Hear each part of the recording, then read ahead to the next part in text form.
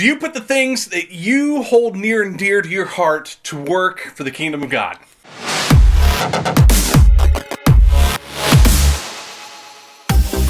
Hello friends, and welcome to this Thursday edition of Geeks Under Grace, where we talk about life and faith and how those things kind of get interconnected into each other and kind of makes our daily walk. My name's Chris. So I was reading this week in 1 Kings, and there's this story of when the Queen of Sheba comes and visits Solomon.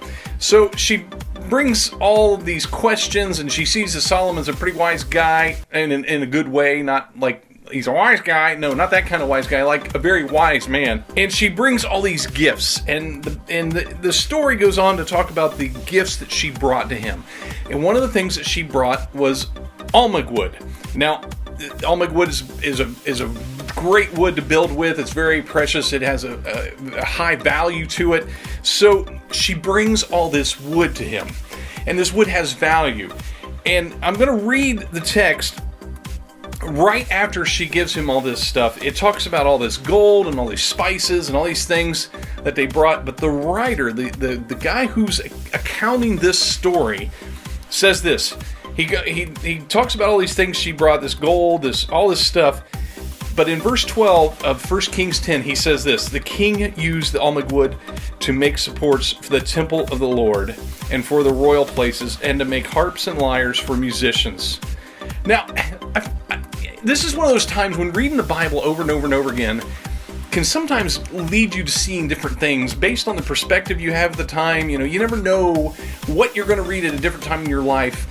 If you don't go back and read the Bible repeatedly sometimes, the same passage at different points in your life, you can see things in a total new way. And this is what I did this week when I read this. I never thought about why the writer thought it so important to talk about what he did with the almug wood. He had all these other things, all these spices, all these other things. Why did they talk about what he did with the almug wood? Well, that was what went to work for the Lord. It went to the work in the temple. And there's something important that we need to take away from that, in that the writer thought it is so important that the things that went to the temple for the work of the Lord were the things that he wrote in there. You know, he could have wrote, hey, they melted down the gold, they did this, they did all these things. But no, he took the one thing that mattered the most from that story, and that is what happened with this wood. It went to build the temple. So it got me thinking, what in our lives do we have? Do we contain gifts, talents, abilities, possessions? What things do we have that we can put to work for the Lord that maybe we're sitting on right now?